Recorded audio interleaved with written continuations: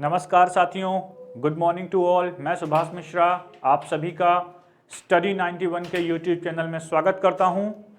तो सब लोग जल्दी से जुड़ जाइए, फटाफट आ जाइए सब लोग। आज हम लोग एक बहुत ही शानदार क्वेश्चंस की सीरीज़ करने वाले हैं और सब लोग बहुत ध्यान देंगे कि इसको हम कैसे समझें। ठीक है, तो चलिए आगे बढ़ते हैं। 1 घंटे अच्छे से मन लगा के पढ़ेंगे और एकदम फोकस वे में स्टडी करेंगे। ठीक है बच्चों, focus is very important. Focus सबसे महत्वपूर्ण चीज है हमारे दिमाग के लिए। तो चलिए बिना टाइम वेस्ट किए आगे बढ़ते हैं। हिंदी, और इसमें मूलतः साहित्य के प्रश्न भी हैं। किसके प्रश्न हैं? साहित्य के भी प्रश्न हैं और व्याकरण के भी प्रश्न हैं। किसके प्रश्न हैं? व्याकरण के भी आपके इसमें बहुत सारे प्रश्न हैं। चलिए तो आगे चलेंगे और हम लोग ध्यान देंगे कि इसमें क्या होगा और कैसे होगा। ठीक है, तो चलिए साहित्य, व्याकरण, और इस कड़ी में हम लोग आगे बढ़ें तो सबसे पहले हम लोग एक चीज समझते हैं। जैसा कि आप जानते हैं, मैंने आपको बताया कि हिंदी, साहित्य में हम दो चीजों का विशेष ध्यान रखेंगे। व्याकरण में तो आपको समझ आ ही जाएगा, और वो क्या है? एक बहुत महत्वपूर्ण है काल, मतलब समय। क्योंकि अभी तो मेरी सीरीज प्रारंभ हो रही है मित्रों साहित्य की। आगे चल के मेरे साथ जितने लोग जुड़े हुए हैं, मैं चाहता हूं कि साहित्य में उनकी अपनी एक समझ का विकास हो। साहित्य में उनकी क्या बने? एक समझ बने, और वो किसी चीज को अच्छे से समझें, बहुत क्लियर कट तरीके से। ठीक है, जल्दी से सभी लोग लाइव आ जाइए। एक बार सब लोग शेयर कर दीजिए, सब्सक्राइब कर लीजिए स्टडी 91 के चैनल को। और हिंदी की हम बहुत ही बेहतरीन सीरीज को लेके आगे बढ़ने वाले हैं, तो सब लोग अपना कंसंट्रेशन बनाए रखेंगे, एकाग्रता बनाए रखेंगे। तो पहली चीज क्या है? काल। और हमारी जो अप्रोच होगी बच्चों, वो लॉन्ग टर्म अप्रोच होगी, जिससे कि हम धीरे धीरे पढ़ें लेकिन हमारा चीजें बहुत बेहतरीन तरीके से तैयार हो। और काल के साथ साथ हम क्या समझते जाएंगे कि काल के बाद साहित्य में दो चीजें और बहुत ही महत्वपूर्ण हैं, और उसको हम क्या कहते हैं? पहली सबसे महत्वपूर्ण चीज क्या है? हम लोग एक विशेष तौर पर, जैसे क्या है, कोई अगर लेखक है, जो महत्वपूर्ण लेखक हैं, वो दरअसल उनका लिखने का भाव किस तरह है। जैसे अगर आप शुक्ल जी को पढ़ेंगे, हिंदी साहित्य के इतिहास की बात करूं रामचंद्र शुक्ल जी के, तो जब आप आचार्य शुक्ल को पढ़ेंगे तो आप ये पाएंगे कि उनका लिखने का तरीका और हजारी प्रसाद द्विवेदी जी का लिखने का तरीका बिल्कुल अलग है। फिर इसके बाद आप आगे बढ़िए, तो अगर आप देखते हैं किसका, नागेंद्र की किताब का लिखने का तरीका बिल्कुल अलग है।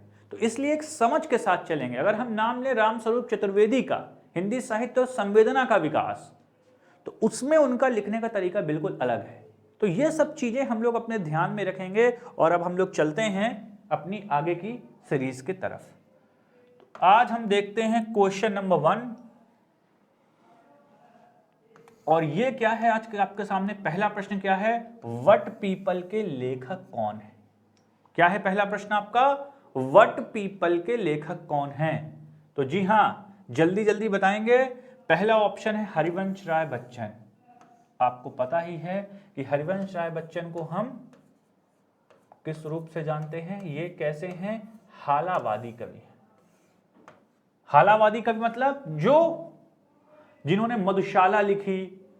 आप इंग्लिश में आपकी डिग्रीज थी, आपने हिंदी में बहुत कुछ किया। आप अमिताभ बच्चन के बड़े, जो हम जिनकी कविताएं बहुत सुनते हैं, आप पिताजी हैं। इलाहाबाद से आपका एक विशेष संबंध रहा है, मतलब पूरे उत्तर प्रदेश से। और इनकी एक सबसे जो चर्चित कविता है मधुशाला, वो आप सभी को पता है। इनकी एक बड़ी ही अच्छी कविता है, जमीन पर बैठता हूं अक्सर क्योंकि मुझे मेरी औकात अच्छी लगती है। हरिवंश राय बच्चन बहुत ही उम्दा किस्म के लेखक हैं और उन्होंने साहित्य को बहुत कुछ दिया है। तो पहला विकल्प है हमारा हरिवंश राय बच्चन, दूसरा है हमारा निर्मल वर्मा, तीसरा है हमारा राम कुमार वर्मा और एक और विकल्प क्या है, रामधारी सिंह दिनकर। तो जी हाँ, ध्यान दीजिए, बताइए कि इसमें से कौन सा प्रश्न उत्तर होगा। सब लोग ढंग से देखेंगे, बढ़िया से समझेंगे और आगे बढ़ेंगे। ठीक है, तो बताइए, सोचिए आप लोग, पहले प्रश्न का उत्तर क्या होगा। कायदे से सब लोग समझेंगे और इस प्रश्न का उत्तर करने की प्रयास करेंगे। चलिए बताइए, इस प्रश्न का उत्तर क्या होगा। निर्मल वर्मा को हम लोग मूलतः किस चीज में जानते हैं, एकांकी की। जब भी हम बात करेंगे, किसकी बात करेंगे हम लोग, एकांकी की, तो इनका नाम बहुत कायदे से आता है। ठीक है, चलिए तो अब हम लोग आगे चलते हैं और इसका सही उत्तर क्या है, रामधारी सिंह दिनकर। रामधारी सिंह दिनकर ने बहुत ही अच्छी रचनाएं लिखी हैं। अगर आपने रश्मि रथी पढ़ी हो, जो कर्ण पर है, वो भी एक बहुत ही चर्चित कृति है। और वट पीपल, अच्छा वट पीपल में आपको एक चीज ध्यान देने वाली है, जैसा कि नाम से ही लग रहा है कि वट पीपल,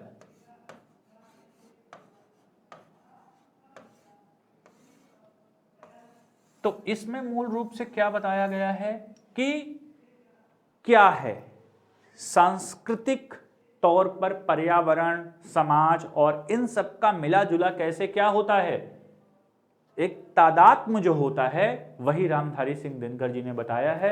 और रामधारी सिंह दिनकर हिंदी साहित्य में एक बहुत ही प्रकाश स्तंभ के तौर पर जाने जाते हैं, एक बहुत महान रचनाकार हैं और उन्हीं की एक रचना क्या है, वट पीपल। तो चलिए मित्रों, आगे चलते हैं अगले प्रश्न की ओर। और हमारा अगला प्रश्न है समानांतर कहानी या समानांतर कहानी। ठीक है ना, इसको हम लोग क्या बोलते हैं, समानांतर कहानी या समांतर कहानी। तो अब आता है मित्रों समानांतर कहानी, महीप सिंह, कमलेश्वर, मोहन राकेश और राजेंद्र यादव। तो जी हां, बताइए। तो अगर आप थोड़ा सा सोच लीजिए 2 मिनट कि इसका सही उत्तर क्या होगा। चलिए फटाफट आप लोगों के कमेंट देख लूं, आप लोगों में से कौन कौन से लोग कमेंट कर रहे हैं, जल्दी से। बहुत बढ़िया, बहुत बहुत बहुत सही। पहला विकल्प क्या है, ये तीनों दरअसल जो हमारा क्या चला था, जो हमारा क्या चला था, कहानी आंदोलन चला था। क्या चला था, कहानी आंदोलन, नई कहानी, अकहानी, इन सभी के यही लोग क्या हैं, प्रणेता है।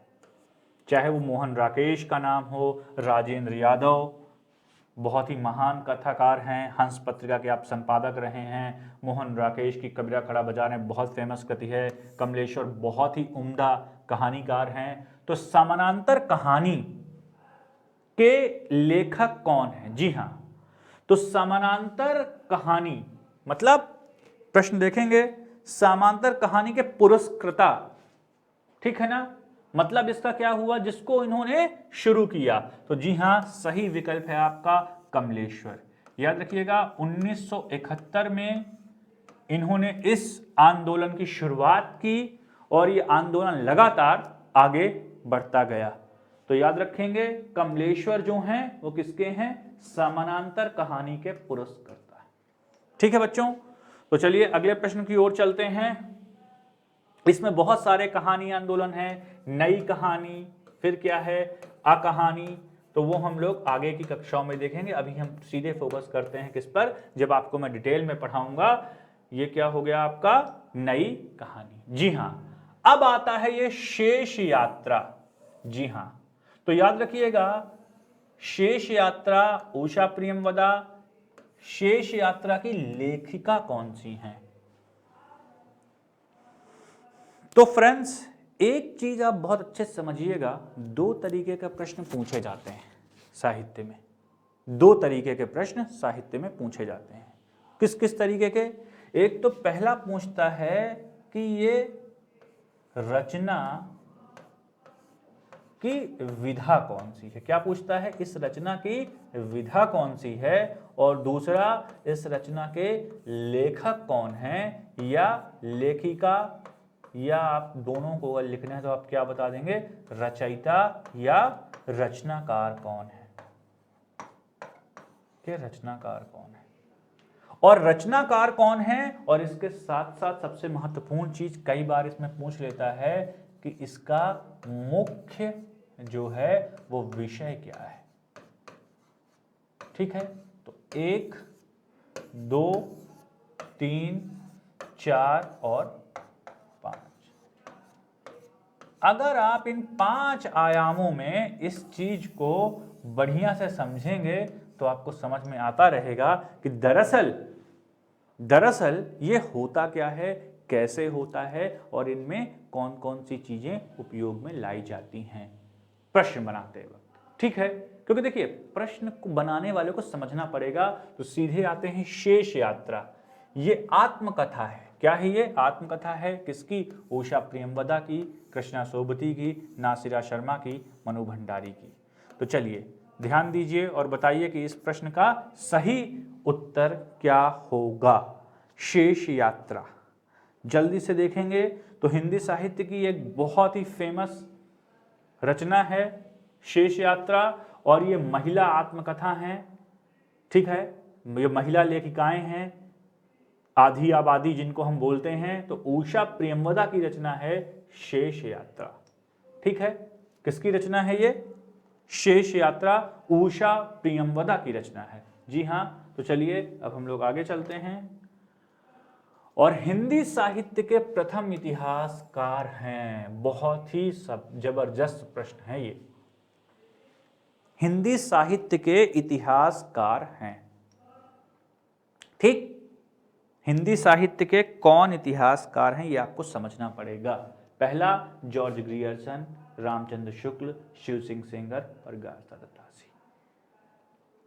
तो डियर एस्पिरेंट्स, आप ध्यान देंगे प्रिय विद्यार्थियों मित्रों कि जो हिंदी साहित्य का इतिहास लेखन है, जो हिंदी साहित्य का क्या है, इतिहास लेखन है,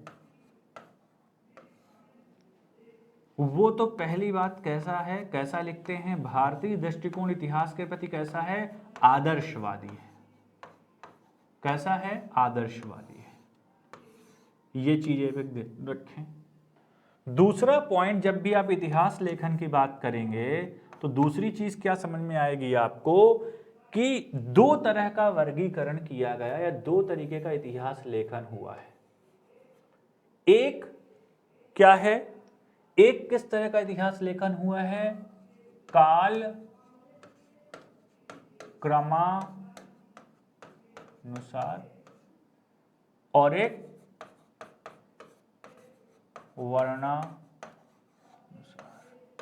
वर्ण क्रमानुसार। मतलब वर्ण क्रमानुसार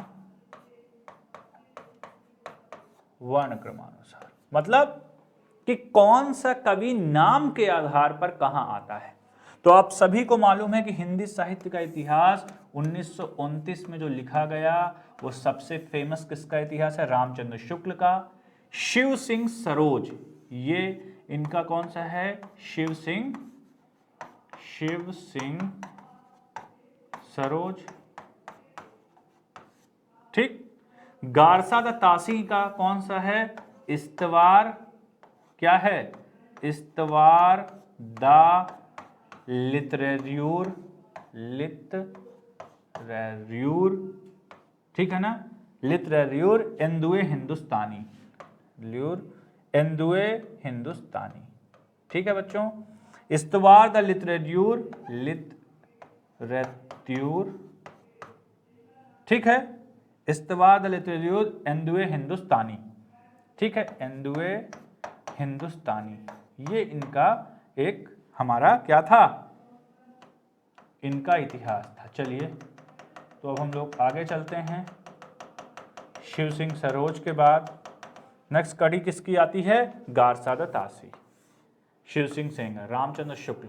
तो याद रखिएगा हिंदी साहित्य का ये क्या था, गारसादा तासी ने जो लिखा था वो क्या थे, फ्रेंच भाषा में लिखा गया था।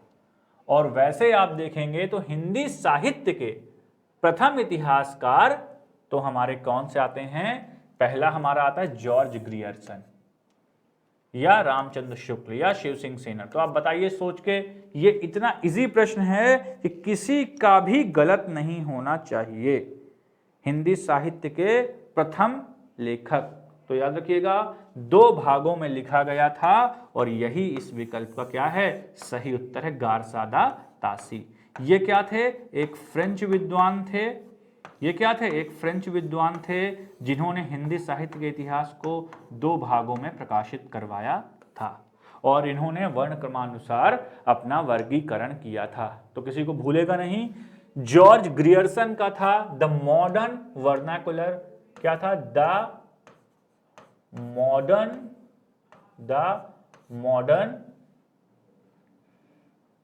देखिएगा ध्यान से देखिएगा, द मॉडर्न वर्नाकुलर मतलब बोलने वाला, वर्नाकुलर,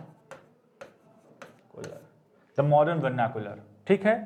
तो कुल मिला के जो हिंदी साहित्य का पहला उपन्यास है, उपन्यास नहीं, हिंदी साहित्य के प्रथम इतिहासकार हैं, वो कौन हैं, गारसादा तासी। चलिए तो चलते हैं अगले प्रश्न की ओर। और अगला प्रश्न है हमारे सामने, कुमार पाल प्रतिबोध के रचनाकार कौन हैं। क्या, जी हाँ मित्रों, ध्यान बनाए रखिए फ्रेंड्स। चलिए आपके मैं कमेंट्स देख लेता हूँ, आप में से कौन लोग क्या कमेंट कर रहे हैं।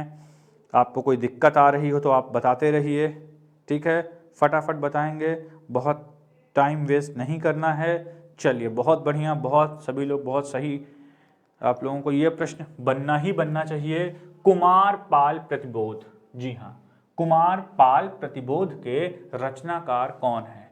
जी हाँ, फटाफट बताइए आप लोग कि इस प्रश्न का उत्तर क्या होगा। कुमार पाल प्रतिबोध ये कहाँ से आता है और कुमार पाल प्रतिबोध के रचनाकार कौन हैं। तो जी हाँ, कुमार पाल प्रतिबोध के रचनाकार हैं सोम प्रभु सूर। सोम प्रभु सूर्य जो हैं वो किसके रचनाकार हैं, कुमार पाल प्रतिबोध के। हेमचंद की रचना जो है वो कौन सी है, हेमचंद की रचना है शब्दानुशासन, लेकिन इसमें जो सही विकल्प होगा वो क्या होगा, कुमार पाल प्रतिबोध की कौन सी रचना है, सोम प्रभु सूर्य की। तो आप जब 2-4 बार इस प्रश्न को लगातार करेंगे तो आपको ये सारी चीजें ऑटोमेटिकली याद हो जाएंगी, क्योंकि हम ये श्रृंखला लगातार आपका रिवीजन भी करवाते रहेंगे। चलिए अगले प्रश्न की ओर चलते हैं, निम्नलिखित में से कौन सी रचना उपन्यास नहीं है। जी हाँ, याद रखिएगा, तो जल्दी से आप लोग बताएंगे, उपन्यास नहीं है, अजय की डायरी, एक साहित्यिक डायरी, एक साहित्यिक की डायरी, जयवर्धन, ये क्या होगा, जयवर्धन होगा, और पहला गिरमिटिया। पहला गिरमिटिया आप जानते ही हैं, एक बहुत ही प्रसिद्ध उपन्यास है, ठीक है, जिसमें कि पहला गिरमिटिया का कथानक कई बार पूछा जाता है। किस तरह से, इस महत्वपूर्ण प्रश्न को हम आगे करेंगे, लेकिन पहले इसी पर ध्यान देते हैं, निम्नलिखित में से कौन सी रचना उपन्यास नहीं है। तो बताइए इनमें से कौन सी रचना उपन्यास नहीं है। जल्दी से सोचेंगे सभी लोग और सही विकल्प का चयन करेंगे। निम्नलिखित में से कौन सी रचना उपन्यास नहीं है। तो जी हाँ, ध्यान देंगे हम, अजय की डायरी जो है वो एक उपन्यास है, ये भी उपन्यास है, ये भी उपन्यास है, जयवर्धन उपन्यास है, पहला गिरमिटिया भी उपन्यास है। तो सही उत्तर क्या है, एक साहित्यिक की डायरी। ये जो प्रश्न है ये एक डायरी है, ना कि ये उपन्यास है। क्योंकि इसमें 2 विकल्पों में से आपको कंफ्यूजन रहा होगा, आप जल्दी से डायरी, लेकिन ये डायरी के रूप में उपन्यास है, और प्रश्न का सही उत्तर है अजय की डायरी। अगर कोई समस्या इस प्रश्न में हो तो आप जल्दी से बताएंगे, अजय की डायरी, एक साहित्यिक डायरी, जयवर्धन और पहला गिरमिटिया, है ना। तो हमने समझ लिया है कि इस प्रश्न में जो हमारा मूल होगा अजय की डायरी, को हमने समझा, ये डायरी लग रहा है पर विकल्प में नहीं है। जयवर्धन उपन्यास है, ये भी उपन्यास है, तो ये क्या हो गया, एक साहित्यिक की डायरी उपन्यास नहीं है। जी हाँ, इन प्रश्नों में बहुत जोर दीजिएगा कि क्या है और क्या नहीं है।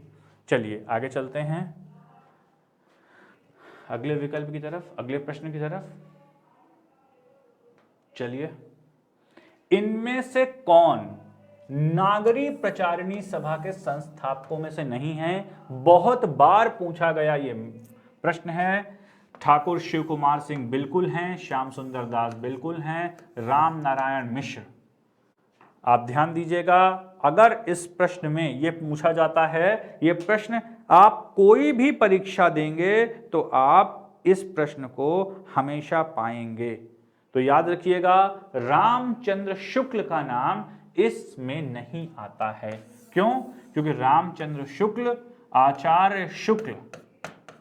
आचार्य शुक्ल बहुत ही महत्वपूर्ण तरीके से उनका एक ग्रंथ है हिंदी साहित्य का इतिहास, आप सभी को पता है, जिसकी रचना 1929 में हुई। बाकी सभी लोग नागरी प्रचारिणी सभा के संस्थापकों में से हैं। नागरी प्रचारिणी सभा आप सभी जानते हैं, हिंदी साहित्य को, हिंदी भाषा को, हिंदी के बारे में उसकी दिशा और दशा तय करने के लिए एक बहुत ही महत्वपूर्ण सभा है, जिसका कि संस्थापक श्याम सुंदर दास, जो कि एक हिंदी के बहुत बड़े रचनाकार हैं, उनके साथ मिलकर राम नारायण मिश्र और ठाकुर शिव कुमार सिंह ने की थी। नागरी प्रचारिणी सभा का हिंदी साहित्य के इतिहास की पुस्तक भी आप सभी ने पढ़ी होगी और देखी होगी। तो चलिए, इस प्रश्न का निम्नलिखित में से संस्थापकों में नहीं है, तो कौन नहीं है? रामचंद्र शुक्ल नहीं है। चलिए चलते हैं अगले प्रश्न की ओर। इनमें से कौन वैष्णव भक्ति का आचार्य नहीं है? जी हां, ध्यान दीजिएगा। तो आपको पता है कि वल्लभाचार्य ने तो कृष्ण भक्ति की शुरुआत ही की थी, और यही अष्टछाप में आते हैं तो वैष्णव हुए। मध्वाचार्य भी वैष्णव में आते हैं। तो केवल एक ही विकल्प आपका इनमें से नहीं है, और वो कौन है? शंकराचार्य। ठीक है, शंकराचार्य, रामानुजाचार्य, वल्लभाचार्य और मध्वाचार्य, निम्बार्काचार्य, बहुत सारे संप्रदाय हैं जिनको हम जब लेक्चर की क्लास लेंगे भक्ति काल की, तब उस पर मैं आपको विशेष तौर पर बताऊंगा कि इसको हमें कैसे, कहां, क्या करना है। ठीक है, तो चलिए, इस प्रश्न का सही उत्तर क्या होगा आप सभी एक बार सोच लें। वैसे मैंने बता दिया है, इस प्रश्न का सही उत्तर क्या है? शंकराचार्य वैष्णव संप्रदाय के नहीं थे। ठीक है, शैव और वैष्णव, है ना, तो ये दो प्रमुख संप्रदाय थे, तो उसी आधार पर यह प्रश्न पूछा गया है। चलिए अगला चलते हैं। जगनिक की रचना, याद रखिएगा, जगनिक, यह बहुत ही महत्वपूर्ण प्रश्न है। जगनिक की रचना किसकी है? ठीक है ना, बीसल देव रासो, परमाल रासो, पृथ्वीराज रासो, और तो पृथ्वीराज रासो किसकी रचना है? तो सबको पता है, चंदबरदाई की रचना है। ठीक है ना, किसकी है? चंदबरदाई की रचना है। आलखंड, परमाल रासो, ये तीनों आदिकाल की रचनाएं हैं बच्चों। ठीक है, रासो परंपरा, इस पर हम लोग एक डिटेल क्लास लेंगे कि कैसे बीसल देव रासो, परमाल रासो और पृथ्वीराज रासो ने किस तरीके से हम इस चीज को समझेंगे। तो आज का जो प्रश्न है वो क्या है? जगनिक। जगनिक, इसका सही विकल्प क्या है? इसका सही विकल्प क्या है? परमाल रासो। जगनिक की रचना कही जाती है परमाल रासो। चलिए, जी हाँ, परमाल रासो जगनिक की रचना है। और अब हम लोग अगले प्रश्न की ओर चलते हैं। बहुत ही शानदार प्रश्न है मित्रों, बस आप इनको याद करते जाएं। झोपड़ी से राजभवन तक के लेखक कौन है? जी हाँ, झोपड़ी से राजभवन तक के लेखक हैं माता प्रसाद।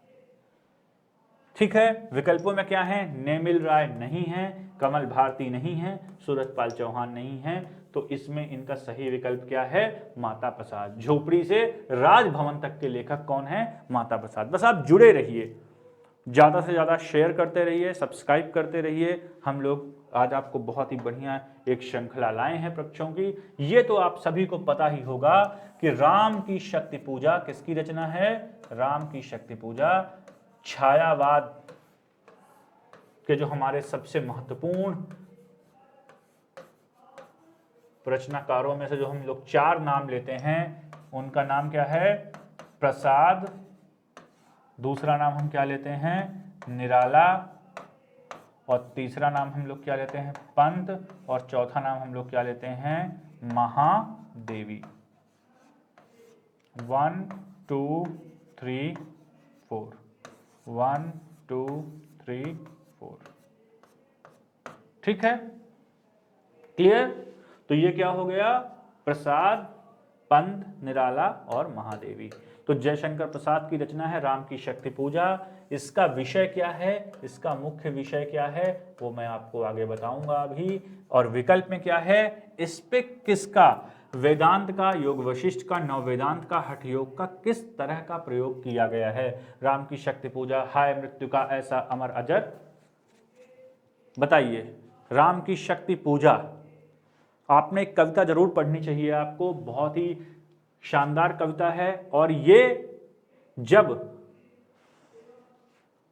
राम और रावण का युद्ध हो रहा होता है और राम पराजित हो रहे होते हैं, ठीक, लक्ष्मण को बाण लग चुका होता है, तब भगवान देवी की उपासना के लिए जाते हैं और इसी को कहते हैं राम की शक्ति पूजा। जिसके बाद देवी जय हो हे रघुनंदन नवीन, इस तरह का आदि शक्ति हुई राम के हृदय में ली। तो उनको फिर माता की शक्ति मिलती है और वो फिर सारे असुरों का क्या कर देते हैं? संहार कर देते हैं। तो याद रखिएगा, इस प्रश्न का सही उत्तर क्या है? वेदांत।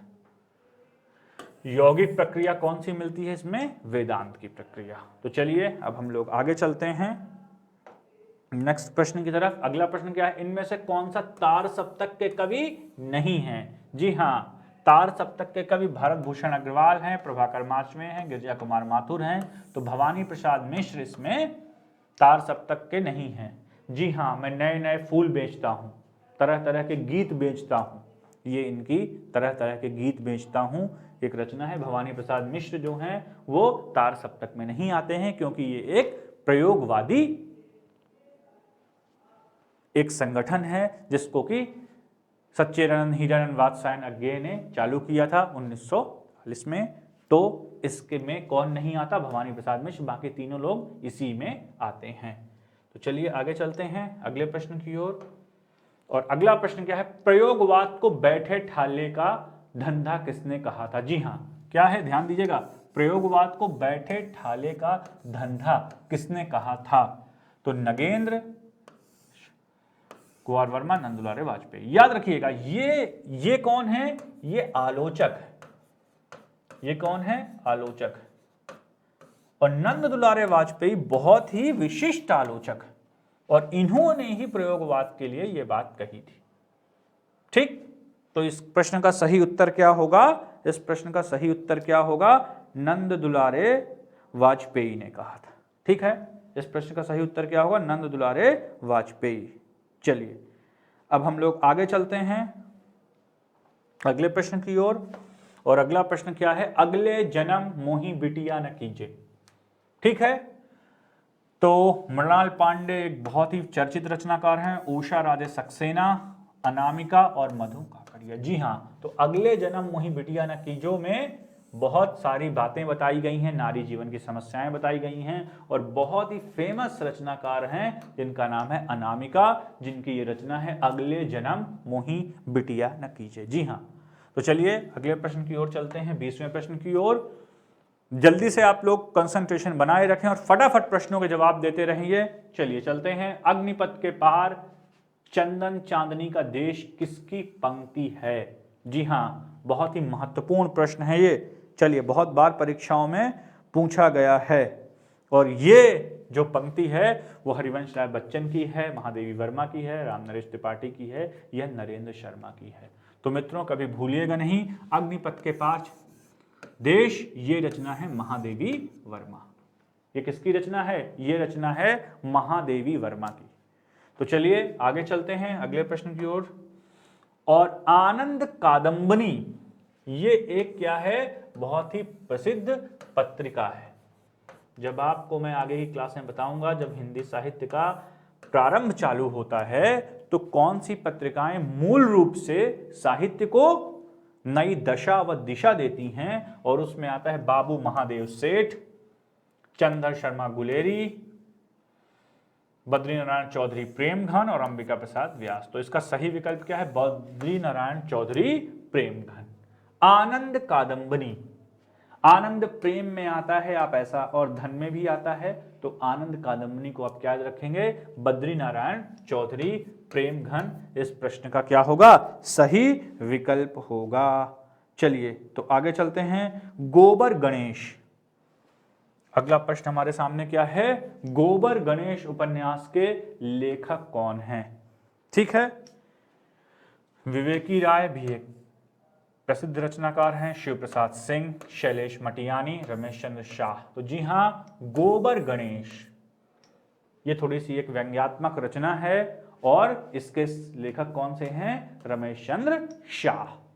ठीक है मित्रों, भूलेंगे तो नहीं? तो चलिए चलते हैं अगले विकल्प की ओर। एक बार आप लोग चाहें तो स्क्रीनशॉट ले लीजिए, वरना इसका सब कुछ आपको यूं ही मिल जाएगा। और एक बहुत अगला प्रश्न जो है उसकी तरफ चलते हैं, और बहुत ही महत्वपूर्ण प्रश्न है ये। फादर कामिल बुल्के को हिंदी साहित्य में महत्व दिया जाने का कारण है। जी हाँ, ये बहुत ही महान शख्सियत थी, इन्होंने कोश निर्माण का काम भी किया, और ये विकल्प हमारा कहाँ आना चाहिए? यहाँ आना चाहिए। राम कथा पर लेखन किया, तुलसी साहित्य के विशेषज्ञ थे, और ये तीनों ही विकल्प सही हैं, अतः उत्तर में क्या आएगा? ये सभी। ठीक है मित्रों, फादर कामिल बुल्के, इस प्रश्न को बहुत अच्छे से याद रखिएगा, और हम चलते हैं अगले प्रश्न की ओर। अगला प्रश्न है हमारे पास, आत्माराम की टेटें। आत्माराम की टेटें, ये याद रखिएगा, ये एक निबंध पर गोविंद नारायण मिश्र, गोपाल राम गहमरी, महावीर प्रसाद द्विवेदी, बाल मुकुंद गुप्त। आत्माराम के प्रतीक हैं। आत्माराम की टेटें निबंध में आत्माराम के प्रतीक हैं। तो बताइए इसमें से कौन सा है? आत्माराम के प्रतीक कौन है? यही आपको, ये चीज आपको बतानी है। तो याद रखिएगा, ये निबंध किसने लिखा है ना? तो इसमें जो गोविंद नारायण मिश्र हैं, उन्हीं को कहा है इन्होंने आत्माराम की टेटें। क्या नाम है? गोविंद नारायण मिश्र, आत्माराम के ये प्रतीक हैं। ठीक है मित्रों, इसमें दरअसल ये प्रसंग क्या था? ये प्रसंग ये है कि जब आलोचना लिखना शुरू हुआ, तो उस पर विभिन्न लोगों को देव बड़े की बिहारी, बिहारी बड़े की देव, इस तरह की रचना थी, और उसी पर एक व्यंग्यात्मक एक दूसरे से जवाब सवाल होने लगा, और उसी जवाब सवाल में एक रचना इन्होंने लिखी, बाल मुकुंद गुप्त ने, जिसपे क्या था? आत्माराम की टेटें। निबंध में आत्माराम के प्रतीक कौन है? गोविंद नारायण मिश्र। ठीक है, महावीर प्रसाद द्विवेदी को आपको पता ही है, हिंदी साहित्य के बहुत प्रतिष्ठित महावीर प्रसाद द्विवेदी जी ने बहुत ही महत्वपूर्ण रचनाएं की हैं, और बहुत ही महान व्यक्तित्व हैं, सौष्ठववादी। ये इन्होंने सौष्ठववादी तरीके से अपनी आलोचना के क्षेत्र में भी काम किया है। बाल मुकुंद गुप्त और गोपाल राम गहमरी का नाम जासूसी कृत उपन्यासों में आपने जरूर सुना होगा। तो चलिए आगे चलते हैं अगले प्रश्न की ओर। अब ये प्रश्न आ गया कालक्रम वाले प्रश्न। इन प्रश्नों को अभी हम एक श्रृंखला करेंगे जब आपको डिटेल में पढ़ाया जाएगा। बस अभी मैं आपको कुछ ट्रिक बताऊंगा कि ये जो सारी कृतियां हैं, छायावाद, हिंदी नवरत्न, प्रेम का युग, हिंदी साहित्य के 80 वर्ष, ये सारी रचनाएं क्या हैं? प्रगतिवादी आलोचक। पहले तो आप ये समझिए, प्रगतिवादी आलोचक जो हैं, क्या हैं? आलोचक, और उनका नाम क्या है? राम विलास शर्मा। राम विलास शर्मा, ये किसका है? राम विलास शर्मा का है। और इनकी पहली रचना कौन सी है? छायावाद, फिर हिंदी नवरत्न, फिर प्रेमचंद और उनका युग, और हिंदी साहित्य के 80 वर्ष। तो यहां पे आपकी दो चीजें क्लियर हो गई, एक तो ये रचना कौन सी है, और उसके बाद उनका प्रकाशन कब हुआ। हिंदी साहित्य के 80 वर्ष, छायावाद, हिंदी नवरत्न, प्रेमचंद और उनका युग, हिंदी नवरत्न, प्रेमचंद और उनका युग, ये कुल मिला के 4 चीजें हैं। अब आपको बताना है कि इसका सही उत्तर क्या है। तो सही उत्तर जैसा कि मैंने आपको बताया है, छायावाद, हिंदी नवरत्न, प्रेमचंद और उनका युग, और हिंदी साहित्य के 80 वर्ष। चलिए अगले प्रश्न की ओर चलते हैं। जन्म के आधार पर इन निबंधकारों का सही अनुक्रम कौन सा होगा। ये जो प्रश्न है वो लेवल ऑफ डिफिकल्टी के 3rd है। आप चाहें तो इनको याद करें या इनको आप थोड़ा स्किप भी कर सकते हैं। एक थोड़ी सी टफ प्रश्नों की श्रृंखला है। 2-4 प्रश्न इसमें मैंने ऐसे डाले हैं कालक्रम के जो थोड़े से ट्रिकी हैं। और इसमें क्या है, जन्म के आधार पर इन निबंधकारों का सही अनुक्रम क्या है। निबंध लेखन बहुत ही महत्वपूर्ण है, बहुत ही महत्वपूर्ण कृति है और इसको आपको बढ़िया से समझने की जरूरत है। तो जी हाँ मित्रों, सबसे पहला नाम इसमें क्या आता है, डॉक्टर संपूर्णानंद का आएगा, फिर रामवृक्ष बेनीपुरी और वासुदेव शरण अग्रवाल, भगवत शरण उपाध्याय। जन्म के आधार पर उसने पूछा है तो डॉक्टर संपूर्णानंद, रामवृक्ष बेनीपुरी, वासुदेव शरण अग्रवाल और भगवत शरण उपाध्याय। मैं कोशिश करूंगा कि इन सभी को आप विकिपीडिया में सर्च करें और इनके बारे में और जानकारी लें जिससे कि आपको ये चीजें याद रहें। अभी हमारा जो केंद्रित है वो प्रश्न श्रृंखला पर है, तो इसलिए हम इस प्रश्न श्रृंखला को क्लियर करते हैं और इसके साथ आप मेरे साथ टेलीग्राम चैनल में जुड़े रहेंगे तो आपके साथ और रूबरू होगा। चलिए अब हम लोग चलते हैं अगली कक्षा में। प्रकाशन वर्ष के अनुसार आधार पर इन उपन्यासों का सही अनुक्रम क्या है। ये प्रश्न मित्रों कई बार परीक्षाओं में पूछा जा चुका है कि किसके इसके लेखक कौन हैं, और ये आपका बंटी राजेंद्र यादव की रचना है, आपको पता ही होगा, है ना। मुद्रा राक्षस, चितकोबरा, है ना, सूरजमुखी अंधेरे में। तो ये बताइए कि इनको उपन्यासों का सही अनुक्रम क्या है। चलिए तो सब लोग ध्यान से देखेंगे, इस प्रश्न को 1-2 बार पढ़ेंगे और इसके बाद करने की कोशिश प्रयास करेंगे। तो याद रखिएगा, राजेंद्र यादव का उपन्यास आपका बंटी सबसे पहले आएगा, फिर दूसरे में सूरजमुखी अंधेरे के, तीसरा चितकोबरा और चौथा रुकेगी नहीं राधिका। तो प्रकाशन वर्ष के आधार पर सही विकल्प ये होगा। चलिए अब चलते हैं अगले प्रश्न की ओर। ये हैं हमारे सबसे महान रचनाकार जिनकी रचनाएं मुझको बहुत पसंद हैं, जयशंकर प्रसाद।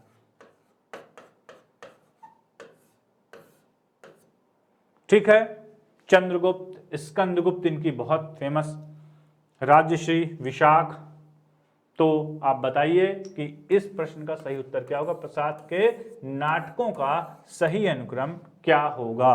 प्रसाद के नाटकों का सही अनुक्रम क्या होगा। जी हां, तो सबसे पहले आता है हमारी इस कैटेगरी में सबसे पहली जो रचना आएगी वो क्या आएगी, बताइए सबसे पहला उपन्यास कौन सा होगा। इसको बढ़िया से सोचिएगा फ्रेंड्स, कुछ भी आपका गलत नहीं होना चाहिए। ध्यान से देखेंगे कि इस प्रश्न का सही उत्तर क्या होगा। ध्यान से सोचिए। तो सबसे पहले आएगा, इसकी ट्रिक क्या है, राज्य में राज्यश्री, राज्य सबसे बड़ा होता है भारत में, तो राज्य, फिर विशाख, फिर अजातशत्रु और फिर स्कंदगुप्त। और ये सारे उपन्यास किसके हैं, प्रसाद, जयशंकर प्रसाद के नाटक हैं ये, क्षमा करिएगा, ना कि उपन्यास। तो ये इनके नाटकों का क्या है, एक सही अनुक्रम है। चलिए आगे अगले प्रश्न की ओर चलते हैं। और अगला प्रश्न हमारा क्या है, जैनेन्द्र कुमार, जैनेन्द्र कुमार के उपन्यासों का सही अनुक्रम क्या है। ये कई बार इनको मनोवैज्ञानिक उपन्यास कहा, जैसे सुनीता, है ना। तो याद रखिएगा इसका, इस प्रश्न का सही उत्तर क्या है, सुनीता, त्यागपत्र, कल्याणी, सुखदा। मैंने कल जो सीरीज करवाई थी उसमें भी मैंने बताया था कल्याणी, सुखदा, विवर्त, व्यतीत, कल्याणी, सुखदा। तो सबसे पहले कौन सा उपन्यास आता है उस पर आप लोग ध्यान से देखेंगे जिससे गलत ना हो। तो क्या आएगा, सबसे पहले क्या आएगा, उपन्यास क्या आएगा, सुनीता, कल्याणी, और इसके बाद सुनीता, कल्याणी। तो सबसे पहले जो उपन्यास आता है वो कौन सा आता है, सुनीता।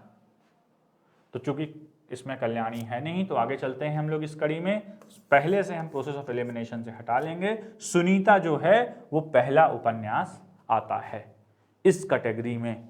तो सुनीता हमारा क्या हो जाएगा, इससे हम प्रोसेस ऑफ एलिमिनेशन से क्लियर कर लेंगे। आगे चलेंगे, त्यागपत्र कल्याणी सुखदा। और बहुत ही जल्द मैं topic wise chapter wise solution की क्लास लाने वाला हूं, तो जिससे आपको और भी किसी तरह की कोई समस्या नहीं होगी। तो चलिए अब हम लोग आगे की ओर चलते हैं। बहुत ही महत्वपूर्ण तरीके से इस क्लास को समझेंगे, थोड़ा कंसंट्रेशन बनाए रखेंगे और आप अपने प्रश्न हमें भेज सकते हैं। और अब देखिए आपके सामने है 25वां प्रश्न। जन्म के आधार पर इन कवियों का सही अनुक्रम क्या है? जन्म के आधार पर इन कवियों का सही अनुक्रम क्या है? ठीक है, तो याद रखिएगा मैंने एक ट्रिक बनाई है इसमें, KSPK, कुंभनदास, सूरदास, परमानंदास, कृष्णदास, याद रखिएगा।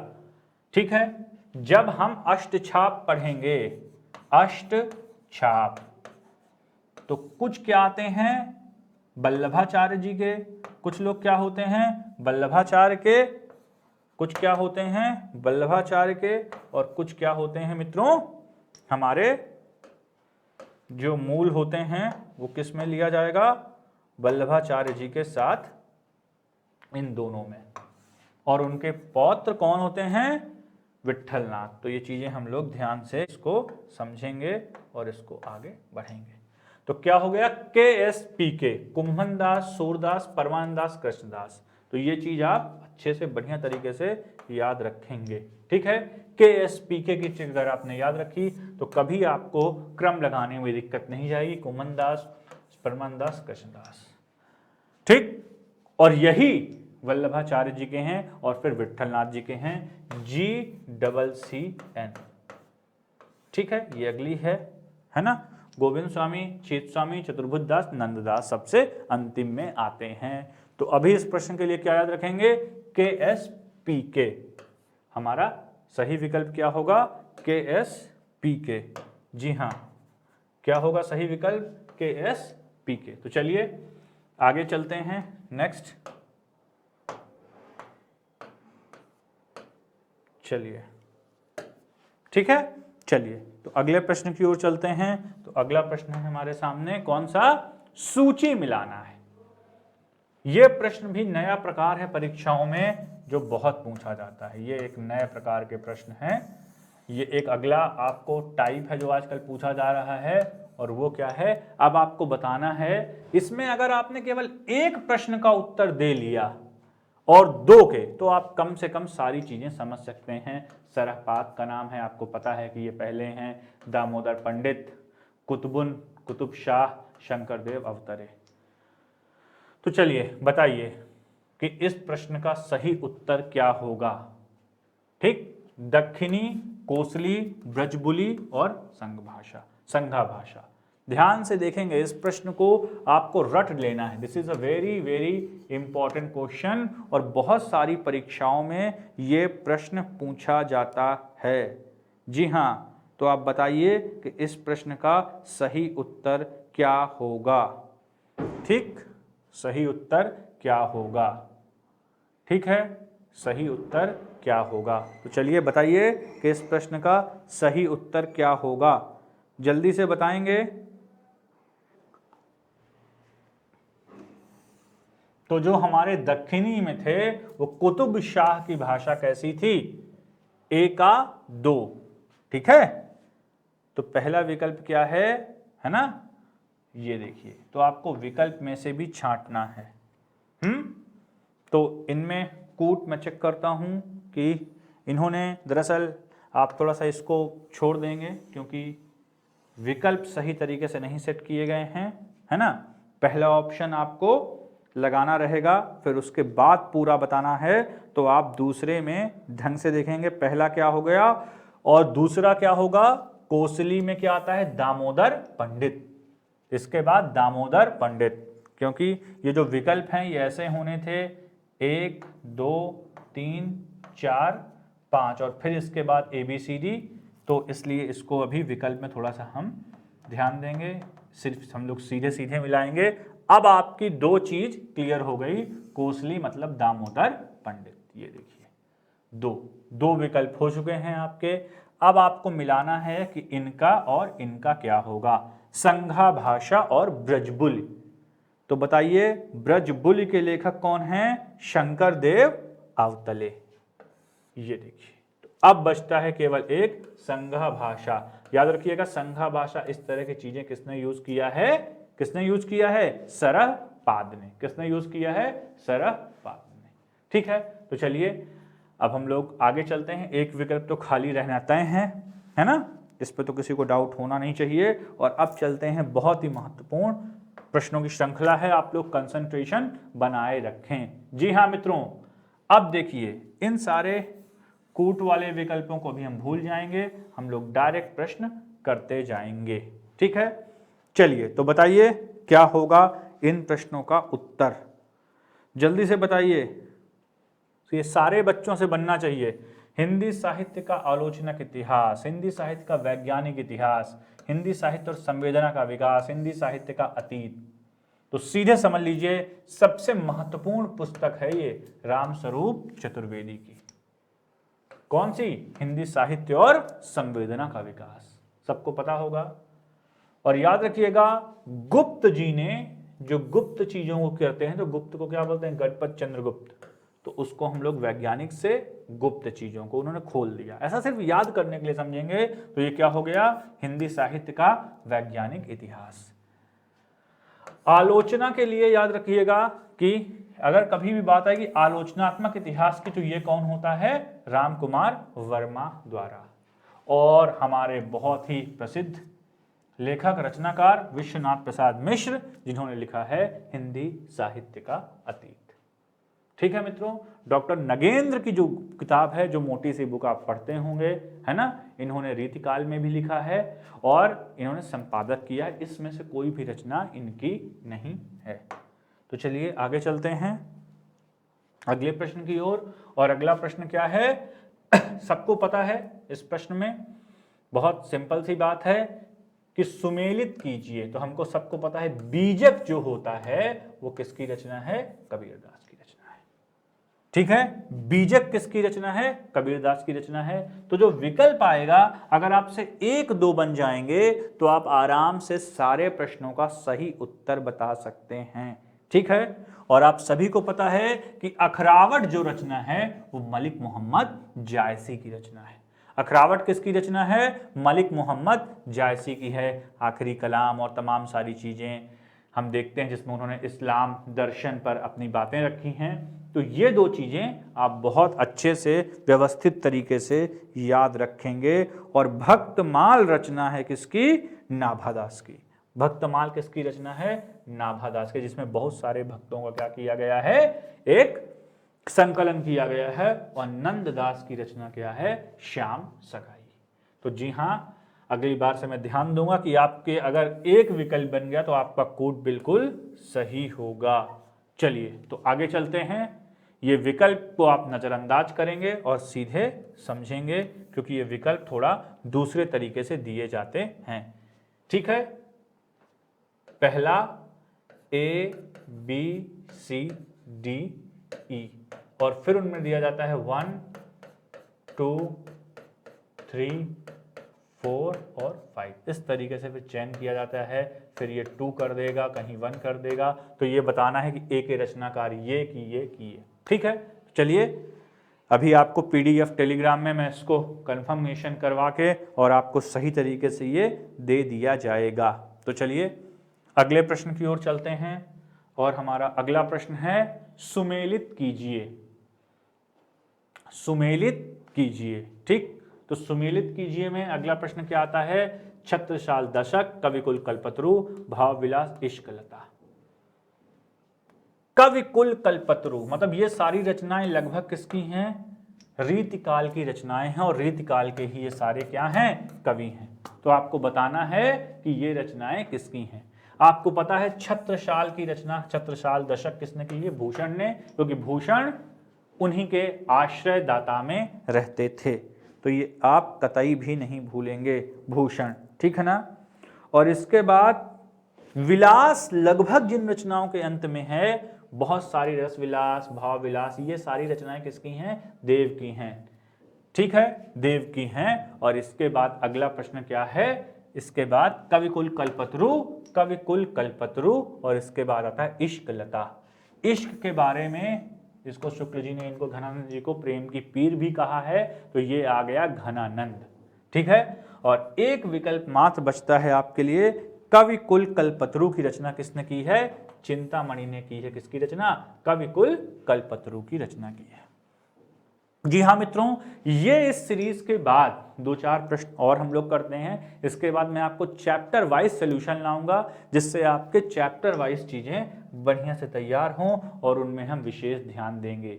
ये क्या है मित्रों, ये एक बहुत ही नए तरीके का प्रश्न मैंने लिखा है कि जो लिखने की विधा है कि कितनी लाइन रहेंगी, 2 लाइन रहेंगी, तो उस आधार पर इनको बांटा जाता है सोनेट, हाइकू, सवैया और कवित्त। तो ये आपको बतानी है कि इनका क्या क्या उत्तर कैसे चलेगा और इनमें मूल तौर पर क्या होगा।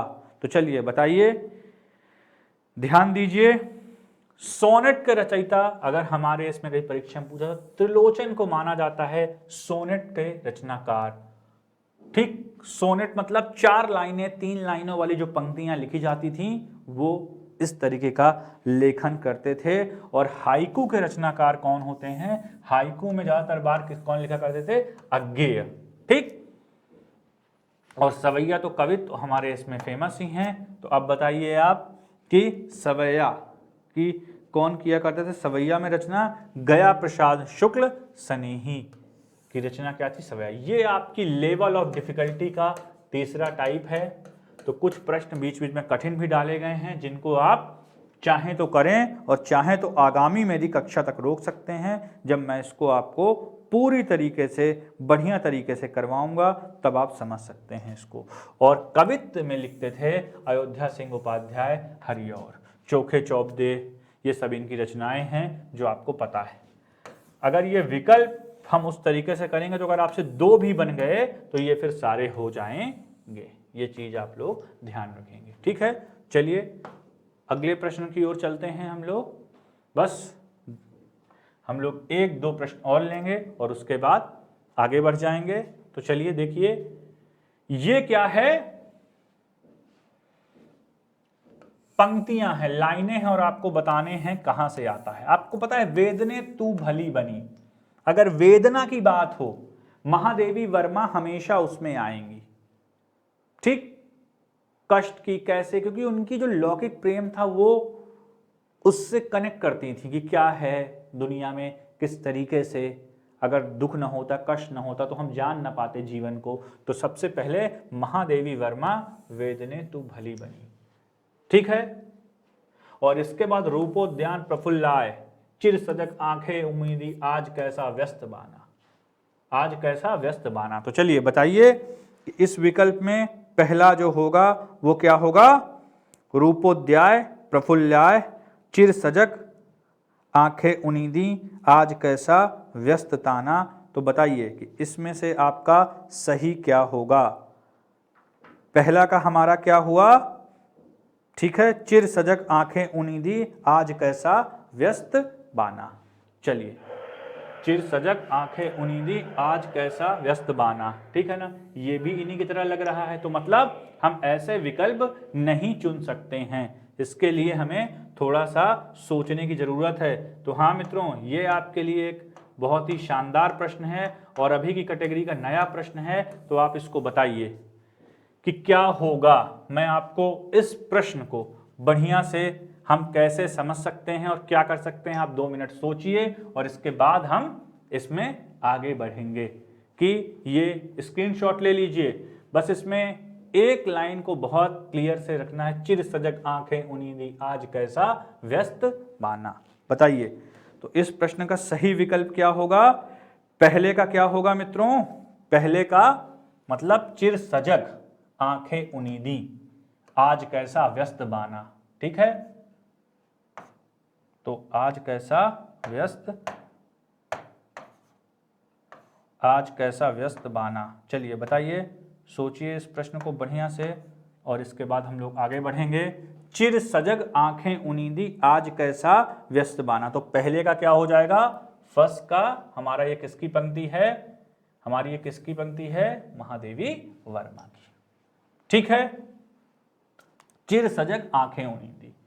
अब याद रखिएगा इसमें भी वेदना है, तो इसलिए जब ऐसी पंक्तियां आएंगी तो आपको बहुत ध्यान से देखना है कि दोनों पंक्तियां एक सी, क्योंकि ज्यादातर बच्चे जो मैंने बताया वेदने को भी यहां से लगाएंगे, पर इस प्रश्न में ऐसा विकल्प नहीं होगा। चलिए अब बताइए दूसरा विकल्प क्या है?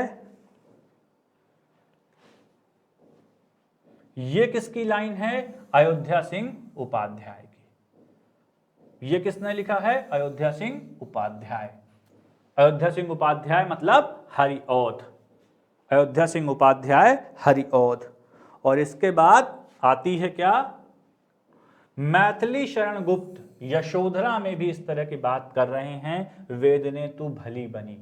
ठीक है ना, जिन्होंने बहुत ही, मैथिली शरण गुप्त ने, आपको पता होगा, जो उपेक्षित थी उनके बारे में इन्होंने बहुत अच्छा और बेहतरीन लिखा है। और इसी के लिए मैथिली शरण गुप्त कि ये वेदने तू भली बनी, उसमें वो कहते हैं कि कैसे वो जान पाई। और अंतिम विकल्प क्या बचता है? अंतिम विकल्प हमारा केवल दो बचते हैं, सुभद्रा कुमारी चौहान और महावीर प्रसाद द्विवेदी। तो सुरम्य रम्य रस राशि रंजिते, ये किसकी पंक्ति है? ये महावीर प्रसाद द्विवेदी ने लिखा है, सुरम्य रम्य रस राशि रंजिते। ठीक है मित्रों, तो ये क्या हो गया आपका प्रश्न की ये लाइनें। तो इन लाइनों में हमने आपको पहले ही बताया है कि किस तरीके से हम इनमें देखेंगे और समझेंगे और इनको करने का सही प्रयास करेंगे। चलिए, तो हमारा अगला प्रश्न है एक, ये बस ये लास्ट प्रश्न है। तो बताइए, अशोक का शोक सिंदूर की होली, बंधन अपने अपने, ये आप मिलाएंगे तो कौन सा प्रश्न, ये किस लेखक के कौन रचनाकार हैं, ये आपको बताना है। चलिए, तो ढंग से बताएंगे सब लोग। पहले बंधन अपने अपने, सिंदूर की होली और अशोक का शोक।